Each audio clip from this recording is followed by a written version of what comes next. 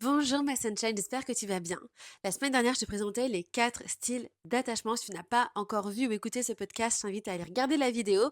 D'ailleurs, si jamais c'est le cas et que tu as des questions, n'hésite pas à me les poser. Surtout, j'ai tendance à oublier de vous le préciser, mais vraiment, n'hésitez pas à me poser des questions sur notamment ces concepts qui peuvent être un peu délicats à appréhender et à bien comprendre. Ou si vous avez des questions par rapport à vos propres situations également, dans ce cadre-là, ou dans d'autres d'ailleurs, dans la relation amoureuse.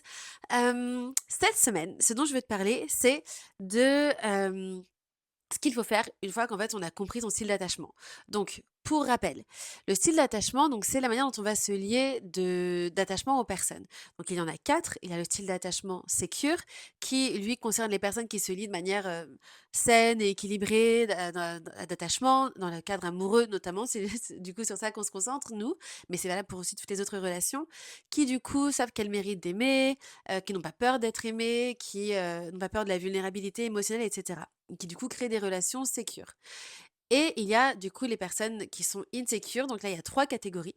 Tu as les personnes qui sont anxieuses, donc qui ont un style d'attachement anxieux, qui ont peur de perdre l'amour, qui ont peur d'être abandonnées, qui, ont besoin d'être beaucoup rassurées, qui sentent l'anxiété monter en fait lorsqu'elles ont l'impression que l'autre s'éloigne, qui, peuvent, dans les cas les plus extrêmes, être carrément dépendants affectifs. Il y a les personnes qui sont fuyantes ou évitantes, qui, elles, ont peur d'être blessées par l'amour, qui perçoivent l'amour comme un danger, en fait, et qui, du coup, vont tout faire pour s'en protéger inconsciemment. Donc là, ça va être le fait d'éviter la relation, dans son ensemble, le fait d'avoir beaucoup de critères à l'entrée qui, finalement, servent juste à se protéger de la vulnérabilité émotionnelle. Ça va être le fait de basculer dans le fantasme beaucoup, soit d'avoir, un ex fantôme, donc c'est une personne avec qui, on sait qu'on ne sera jamais, mais qu'on garde un peu comme idéal, qui du coup nous empêche de rencontrer d'autres personnes. Je te racontais dans l'épisode précédent, moi, c'est que c'était mon cas par rapport à mon ex, qui a été mon ex fantôme pendant plus de 8 ans.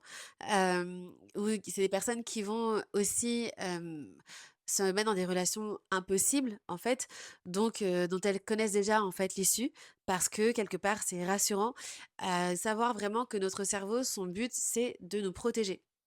Vraiment. Toujours, notre cerveau, son but, c'est de nous protéger et pas de nous rendre heureuses. Et donc, comment il nous protège? Eh bien, en allant vers ce qui lui est familier. Parce que ce qui est familier veut dire pour lui ce à quoi tu as déjà survécu et donc ce à quoi on sait qu'on peut survivre. Contrairement à l'inconnu qui peut peut-être nous rendre heureux, mais on ne sait pas si on y survivra. Donc, on va vers ce qui est familier. Et ce qui est familier, parfois, c'est les relations impossibles, c'est les relations difficiles, c'est, ce qui va droit dans le mur. Parce que moi, on sait que le mur, on l'a déjà encaissé, on sait qu'on saura se relever et continuer de faire avec, même si on aura mal au cœur et cetera. Et du coup, en fait, ce qui va venir entretenir encore cette fuite parce que, ben, plus la relation amoureuse, heu, est douloureuse finalement, plus elle confirme qu'elle blesse et enfin, plus cela confirme qu'elle est blessante et plus ça confirme qu'en fait, il vaut mieux s'en protéger. Et enfin, on a les personnes au style d'attachement ambivalent qui, elles, alternent entre l'anxiété et la fuite, qui peuvent être ambivalentes à différents niveaux de la relation amoureuse, mais pour ceux que moi je vois le plus lors de mes rendez-vous, c'est les personnes qui vont être fuyantes avant la relation, donc les femmes qui vont être fuyantes lorsqu'elles sont célibataires, qui vont du coup finalement se protéger de la rencontre inconsciemment et involontairement parce que, surtout si c'est des femmes que j'ai en rendez-vous, c'est des personnes qui sont, dans une démarche de rencontre, qui ont envie de s'ouvrir, qui ont envie de, alors pas forcément dans une démarche de rencontre, mais en tout cas, dans une démarche de: «Je veux vivre une relation amoureuse à la hauteur de mes espérances» et puis déjà, je veux vivre une relation amoureuse tout court, même si c'est pas forcément demain matin. Je veux pouvoir être prête pour le moment où elle se présentera à moi et ainsi de suite. Donc on est quand même dans une démarche sincère de travail sur soi pour être dans une relation qui soit bien. Mais du coup, en fait, ce que moi je vois énormément, c'est des femmes qui, en fait, lorsqu'elles sont célibataires, vont être assez fermées à la relation amoureuse, pas mal se protéger et qui, en fait, par contre, une fois qu'elles sont dans une relation amoureuse, vont tout de suite la mettre sur un piédestal et être un peu dans cette anxiété de: «Oh my god, maintenant que c'est là, il faut surtout pas que je perde ça, donc je m'accroche, je calcule, je suis hyper vigilante par rapport à ce qui se passe» et cetera. Donc, cela étant dit, maintenant, qu'est-ce qu'on fait de tout ça? Parce qu'effectivement, les styles d'attachement, donc, comment dire, se créent lorsqu'on est dans la petite enfance. Donc, tu vois, je t'expliquais dans les épisodes précédents, si tu les as pas encore regardés, je t'invite à aller explorer un peu, à aller écouter, etc. En fait, tout ce qui est lié à l'énergie féminine et l'énergie masculine se cristallise autour des 7 ans. Donc, vraiment, le cœur de la petite fille se brise par rapport à son père autour de ses 7 ans. C'est ça le point de départ de l'énergie masculine chez la femme. Maintenant, pour ce qui est des styles d'attachement, en fait, ça remonte encore avant. C'est vraiment lorsqu'on est, tout bébé, en fait.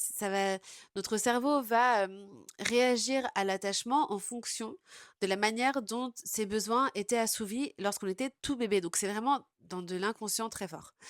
Et la relation amoureuse, en fait, a revêt cette notion de vital, en fait. C'est vraiment quelque chose de vital pour notre cerveau.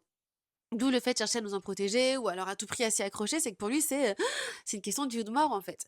C'est-à-dire que même si aujourd'hui, factuellement, on peut vivre sans une relation amoureuse, tu peux, te nourrir, te loger, tu peux travailler, tu peux avoir, des enfants, tu peux avoir des relations sexuelles et de l'affection sans avoir une relation amoureuse.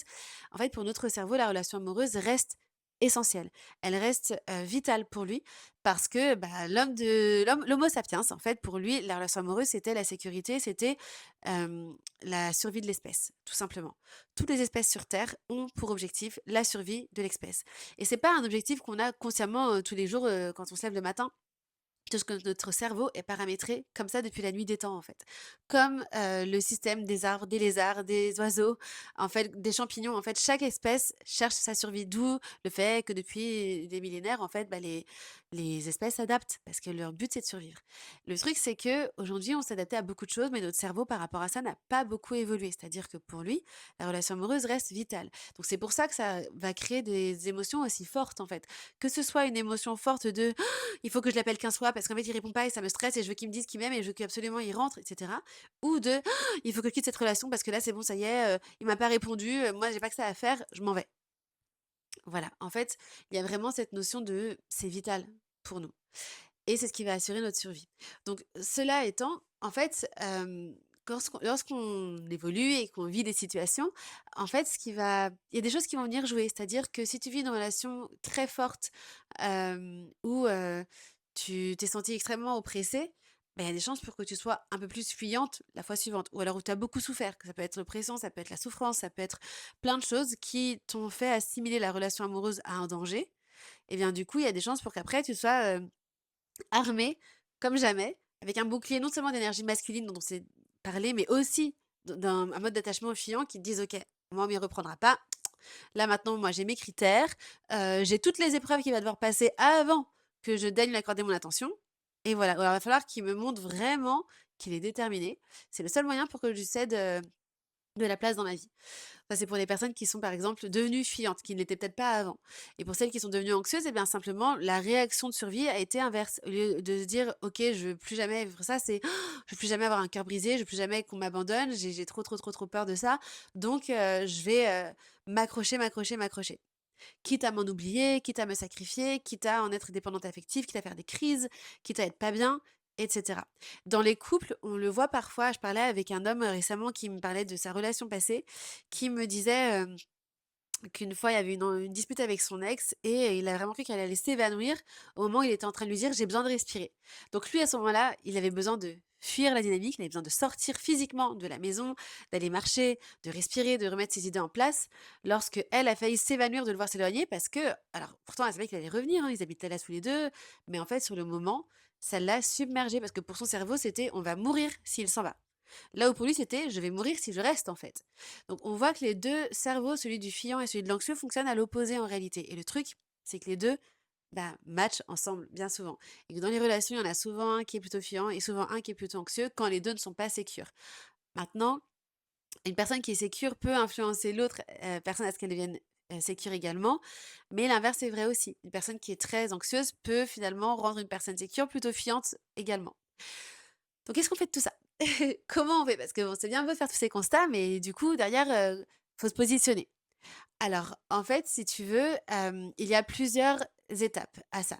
La première, c'est de venir comprendre ce qui se joue pour toi, à savoir quel est ton style d'attachement. Donc il faut que tu puisses déterminer si tu es plutôt anxieuse, c'est-à-dire est-ce que tu as plutôt tendance à avoir peur de perdre l'amour quand tu l'as, à être dans une forme un peu d'anxiété dans ta relation amoureuse? Est-ce que tu es plutôt fuyante? Est-ce que tu te rends compte qu'en fait tu fuis un peu les relations, que dans ta relation, tu as tendance à avoir du mal à t'ouvrir, à être, un peu fermé à la connexion émotionnelle, à avoir peur de la connexion émotionnelle, à avoir peur de la vulnérabilité? Ou est-ce que tu es plutôt ambivalente où du coup tu vas avoir des périodes ou des phases où tu vas être plutôt anxieuse et d'autres où tu vas être plutôt fuyante? Le premier pas, c'est vraiment de comprendre parce que c'est ce qui va te permettre déjà de mettre le doigt sur tes comportements, de venir prendre du recul sur ce que tu as vécu dans tes relations passées pour te dire: «Ah ouais, OK, là, telle dynamique, c'était ça qui est en train de se jouer. Là, telle dynamique, c'était ça qui est en train de se jouer» et aussi te dire: «En fait, ah, il y a aussi d'autres choses. Est-ce qu'il y a il est possible de vivre les choses différemment?» parce que lorsqu'on a connu que soi, forcément avec ses propres expériences, on les prend un peu pour des généralités, ce qui est normal.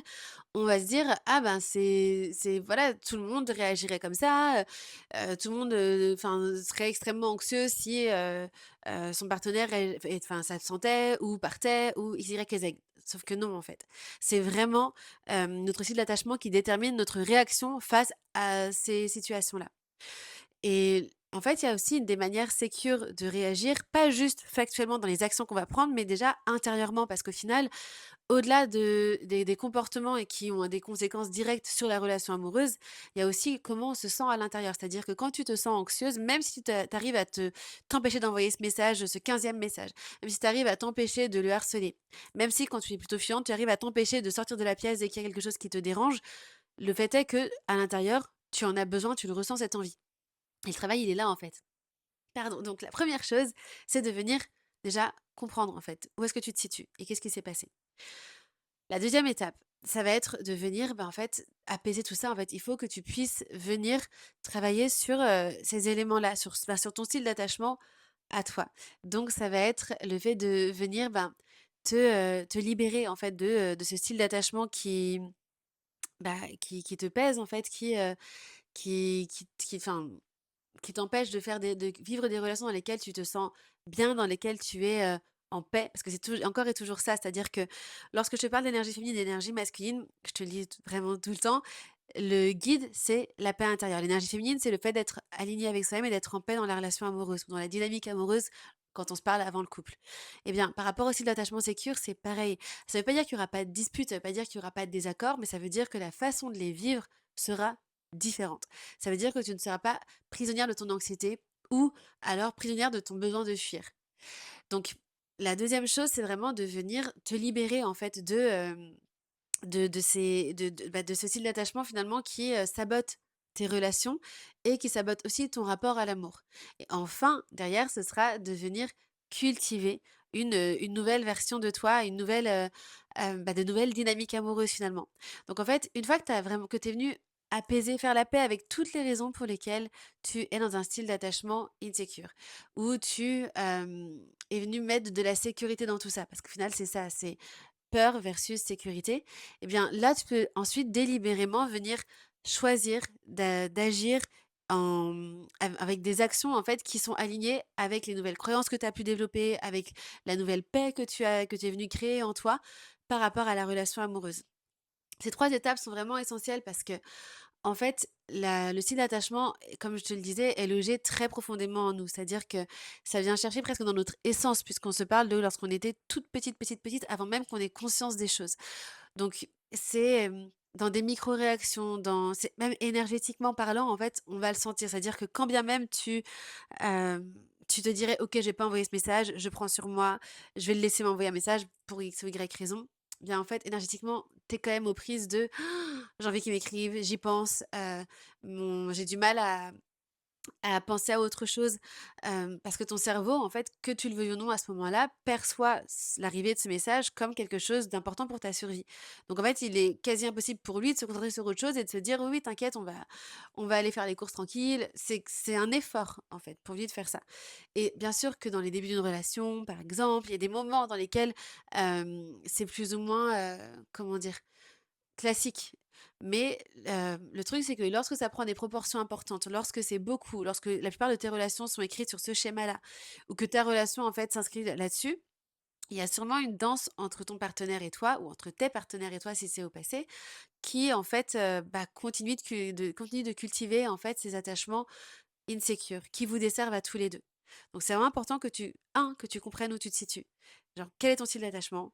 Quel est celui de ton partenaire? Qu'est-ce que tu as vécu? Qu'est-ce qui s'est passé, en fait? 2, venir apaiser tout ça, te libérer d'un style d'attachement qui, du coup, te dessert. 3, venir cultiver, du coup, un nouveau style d'attachement, de nouvelles croyances, de nouveaux comportements. J'ai hâte de t'en parler encore dans ces prochaines semaines. Si tu as la moindre question par rapport à ça, n'hésite pas à m'écrire et je te dis à très bientôt ma sunshine.